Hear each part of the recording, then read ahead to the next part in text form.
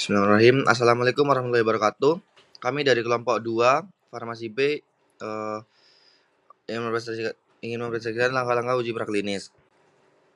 Ini untuk anggota kami. Case study-nya yaitu sebuah perusahaan farmasi mengembangkan senyawa baru sebagai obat antidiabetik. Sebelum melakukan uji klinis pada manusia, perusahaan meminta Anda sebagai bagian dari tim uji praklinik untuk melakukan serangkaian pengujian terhadap senyawa tersebut. Anda diharuskan mengevaluasi efektivitas, keamanan, dan profil farmakokinetik dari senyawa tersebut. Untuk pertanyaannya yang pertama, apa yang menjadi fokus utama dalam uji farmakodinamik senyawa ini?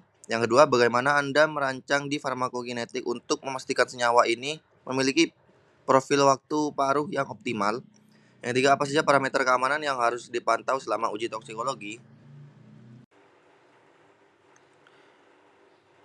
Definisi uji praklinik adalah tahap penelitian sebelum uji klinik pada manusia yang dilakukan untuk menilai keamanan, toksisitas, dan efektivitas farmakodinamik dan farmakokinetik suatu senyawa obat baru menggunakan model hewan atau sistem biologis lain. Tujuannya adalah memastikan bahwa senyawa tersebut aman dan berpotensi efektif sehingga layak dilanjutkan ke tahap uji klinik pada manusia. Evaluasi yang pertama ada efektivitas yaitu uji farmakodinamika, yang kedua kemudian ada keamanan yaitu uji toksikologi, yang ketiga yaitu profil farmakokinetika senyawa tanaman (ADMI). Untuk profil farmakokinetik terdapat 4 bagian, yaitu absorpsi, metabolisme, distribusi, dan ekskresi.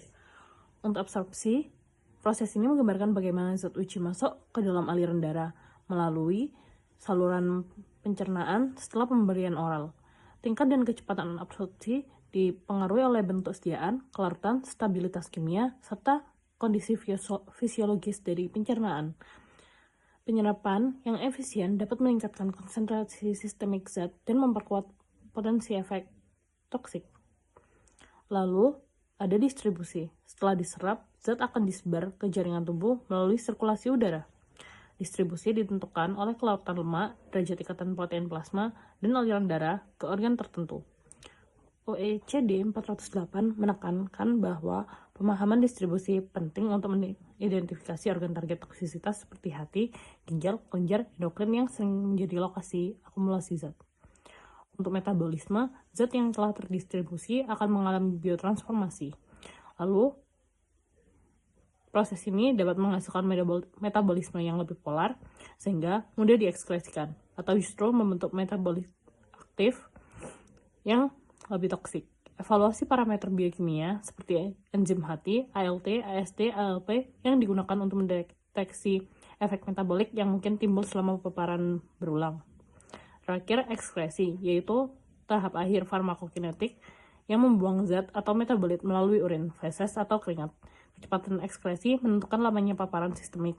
Dalam uji OECD 408, pengamatan terhadap fungsi ginjal dan kadar kreatinin atau urea darah membantu menilai kemampuan ekskresi dan kemungkinan terjadinya akumulasi zat dalam tubuh. Uji efektivitas. Uji efektivitas merupakan uji yang dilakukan untuk melihat pemberian efek suatu produk untuk melihat aktivitas yang terjadi serta mengambil garis besar apakah efek tersebut berpengaruh atau tidak. Fokus utamanya yaitu ada 3. Yang pertama, menilai mekanisme aksi atau kerja dari senyawa obat antidiabetik. Untuk yang kedua, efek biologis dan fungsional. Untuk yang ketiga, yaitu ada menentukan dosis efektif yaitu ED50 sampai efektif dose 50%. Untuk model uji itu ada 2. Yang pertama ada model uji in vivo, yaitu pada hewan percobaan yang terinduksi diabetes steptozotocin. Untuk yang kedua ada model toleransi glukosa seperti OGTT atau oral glucose tolerance test. Parameter keamanan uji toksikologi. Uji toksikologi pada tahap praklinik dilakukan untuk menilai keamanan obat atau senyawa baru sebelum diuji pada manusia. Tujuannya untuk mengetahui organ sasaran toksisitas, batas aman dosis NOAEL, dan kemungkinan efek samping. Toksisitas sendiri dibagi menjadi 3, yaitu yang pertama toksisitas akut.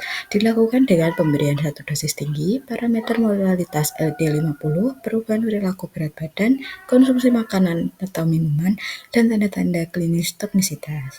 Selanjutnya, toksisitas subklinis dan kronis dilakukan selama 28-90 hari, mengikuti OECD 1G 407 dan 408.